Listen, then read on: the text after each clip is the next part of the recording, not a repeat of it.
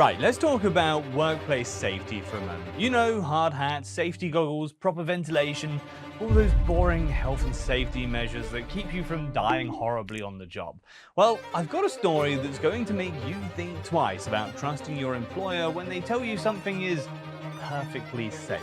This is the story of the Radium Girls, young women who went to work painting watch dials in the 1920s and were told by their employers that radium was so healthy they should put it in their mouths.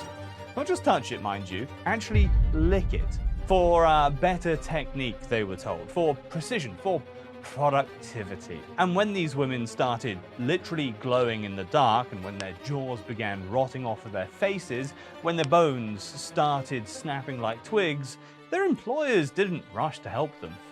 No. They spent decades in court arguing that radium poisoning was a myth, that these women were hysterical, and that any health problems they had were surely their own fault. Hey, I'm Andy Roberts, and this is The Fine Print, where we read the corporate fine print so you don't have to die from it. This isn't just a story about corporate negligence, this one. This is a story about corporate sadism, how companies can turn their own workers into living experiments, watch them die in agony, and then spend more money on lawyers than they would have spent on the safety equipment in the first place. To understand how we got to the point where young women were putting radioactive materials into their mouths for a living, you need to understand the absolutely mental enthusiasm for radium in the early 20th century. And when I say mental, I mean genuinely certifiably insane. Radium was discovered by Marie and Pierre Curie in 1898, and almost immediately society decided this glowing green element was basically magic. Not just useful magic, healing magic, life-extending magic, make you beautiful and vibrant magic.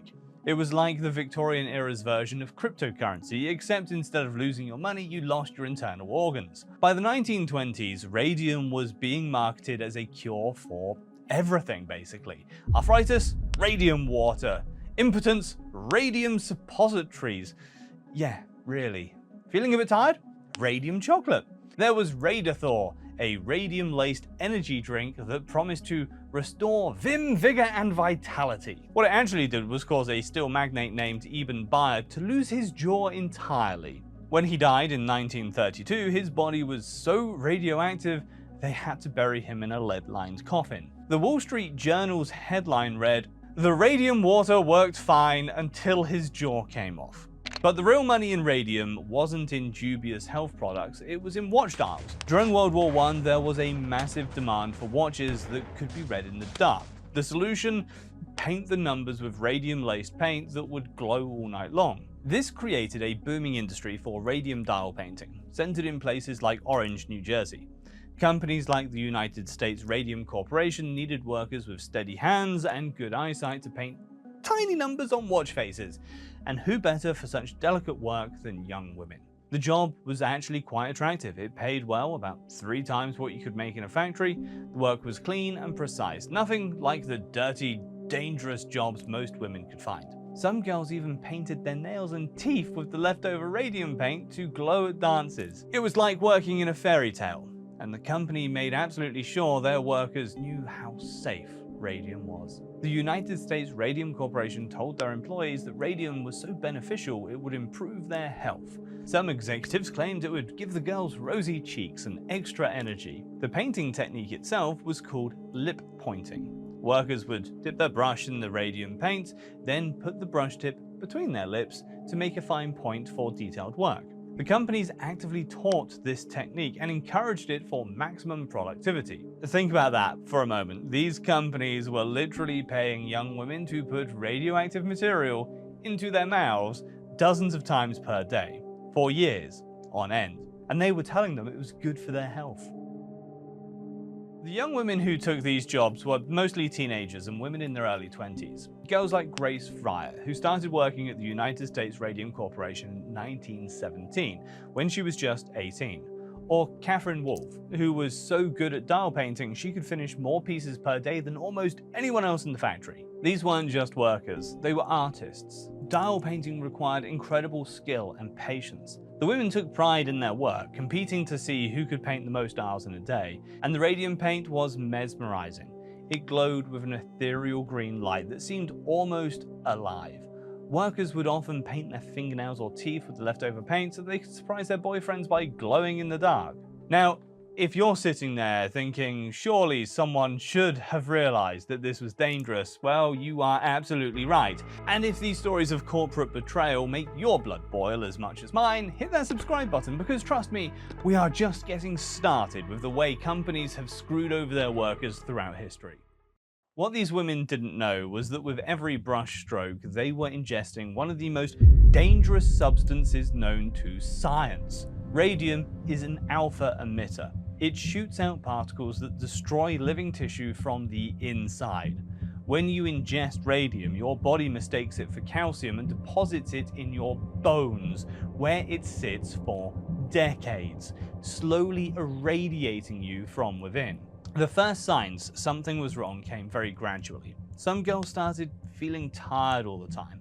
Others developed mysterious aches and pains. But these symptoms were easy to dismiss. Working girls in the 1920s were expected to be tired and stressed. Then the really horrifying symptoms started appearing. Grace Fryer's teeth began falling out. Not just loosening, literally crumbling in her mouth. X-rays showed her jaw was full of holes, like Swiss cheese made of bone. Catherine Wolfe developed a limp that got progressively worse as her leg bones spontaneously fractured. She was literally breaking apart from inside. But perhaps the most shocking discovery came when Dr. Harrison Martland examined some of the women in a dark room. They were literally glowing. Their hair, their skin, their breath. Everything was faintly luminescent. The radium was so concentrated in their bodies that they had become living, breathing nightlights. The company's response was predictably callous.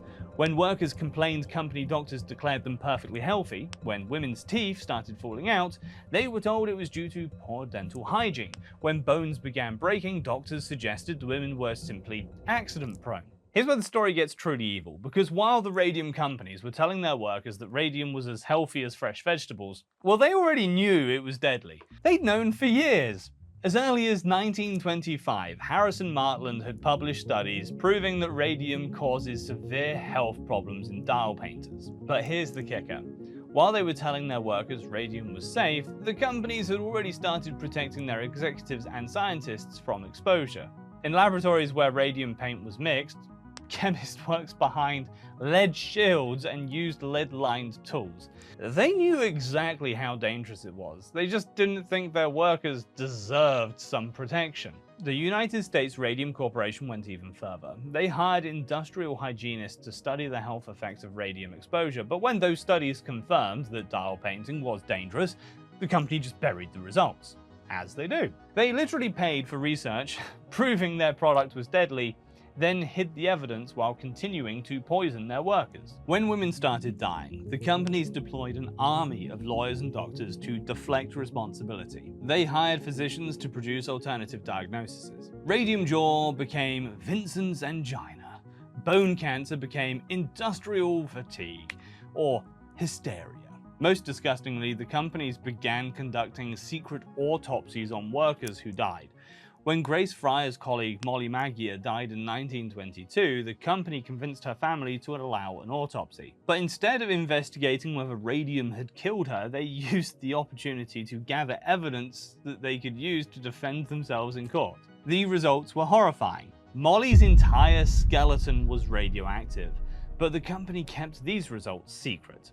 They also began a campaign of character assassinations against workers who spoke out.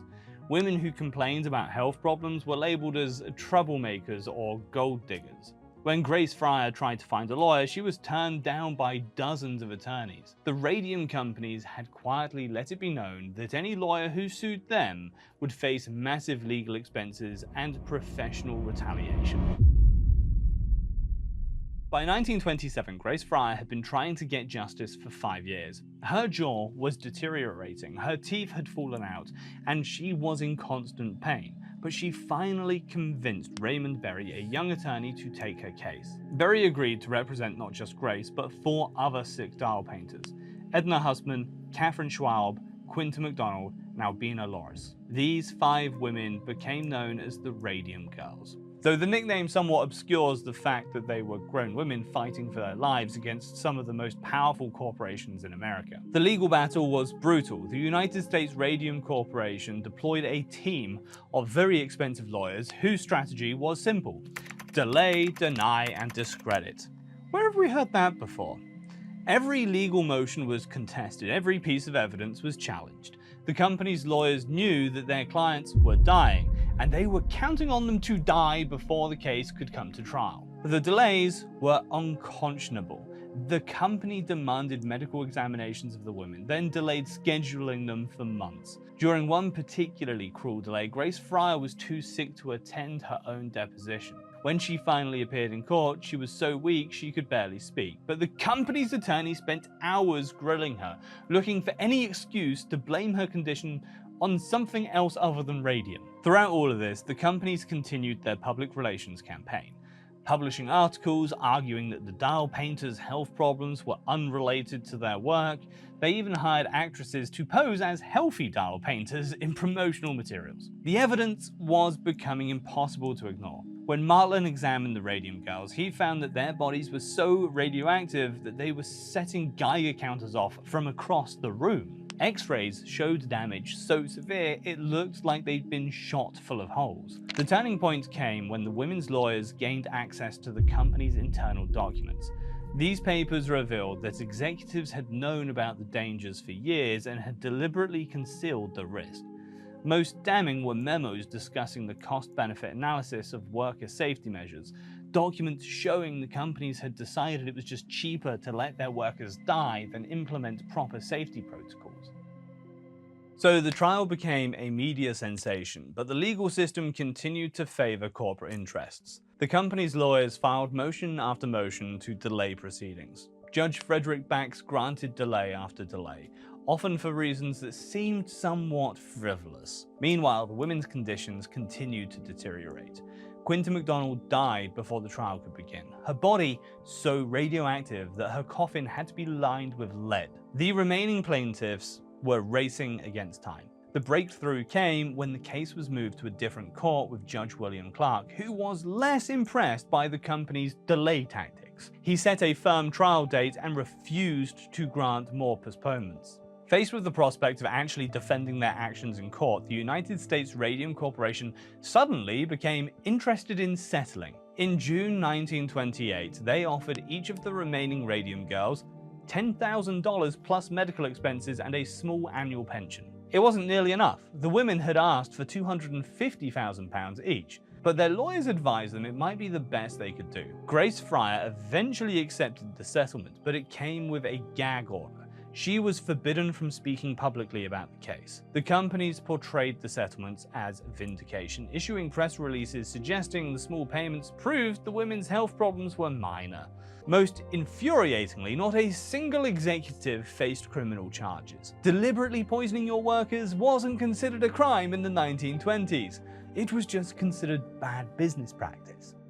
The settlement didn't end the story. The radium industry continued to operate largely unchanged throughout the 1930s and 1940s. Hundreds more women were poisoned. Companies simply moved operations to new locations and hired new workers, making minor changes but continuing to expose workers to dangerous radiation levels. Some later victims tried to sue but faced even greater obstacles. Catherine Donahue worked at the Radium Dial Company in the 1930s, years after the dangers were well documented.